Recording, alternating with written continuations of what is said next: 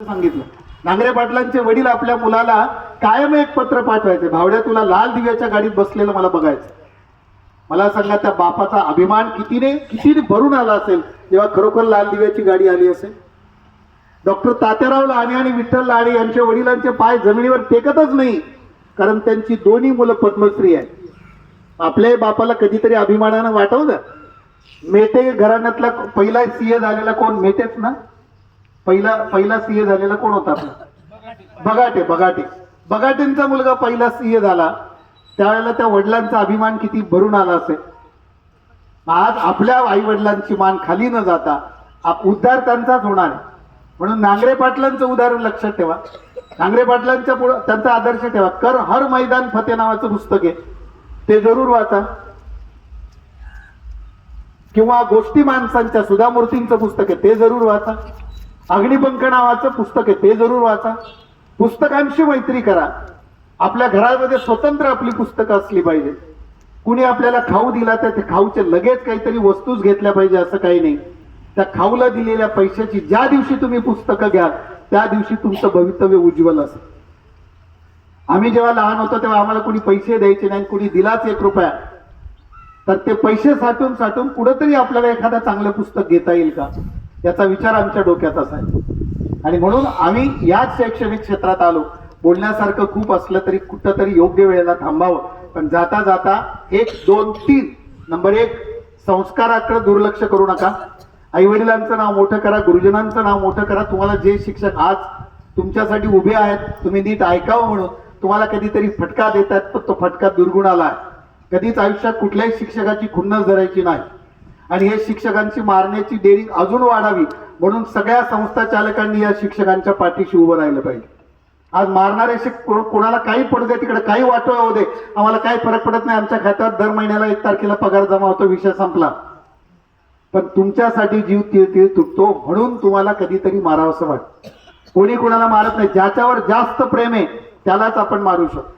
आणि म्हणून मारणाऱ्यांचा कधी राग धरू नका. तुम्हाला शिस्तीसाठी ओरडणाऱ्यांचा राग कधी धरू नका.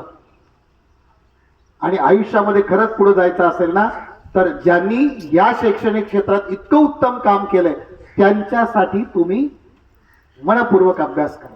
आई वडिलांसाठी अभ्यास करा. संस्कार, संवाद आणि संवेदना 3 गोष्टी फार महत्वाच्या आहेत. चांगले संस्कार तुम्हाला आम्ही दिलेलेच आहेत. संवेदनशील असू द्या आणि संवाद ठेवा.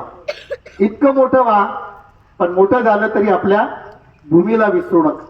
सारे जीवन नदीचे घेतो पोटात सागर, तरी तिला आठवतो जन्म दिलेला डोंगर.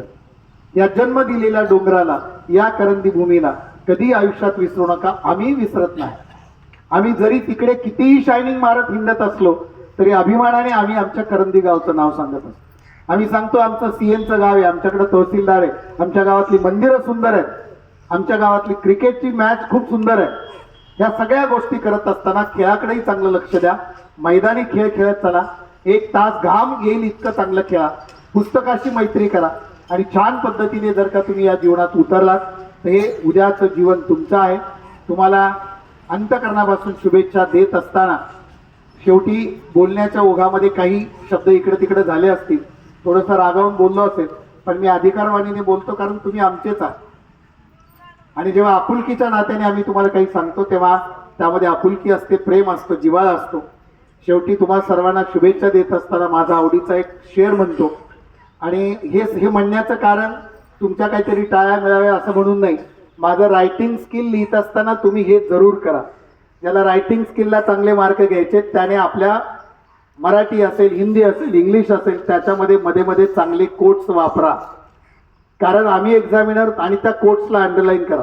तुम्ही माझं सगळं भाषण विसरू शकाल पण मध्ये मारलेले 1-2 शेर तुम्ही विसरणार नाही, कारण आपल्याला ते आवश्यक असतं, आपल्याला ते आवडतं. मग एक्झामिनरला सुद्धा हे चांगलं द्या आणि त्याला छान अंडरलाईन करून द्या.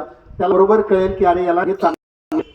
त्यामुळं गए विदेश वतन की आदाई, गए विदेश तो वतन की आदाई, खाई ठोकर तो माँ की आदाई. बुरे इंसान मिलेंगे जिंदगी में, बुरे स्टूडेंट भी मिलेंगे जिंदगी में, लेकिन जब भी अच्छे स्टूडेंट मिलेंगे आपकी और आपकी याद आएगी. Thank you very much once again. A lot of best wishes from the bottom of my heart. Thank you very much. Ramkrishna Hari.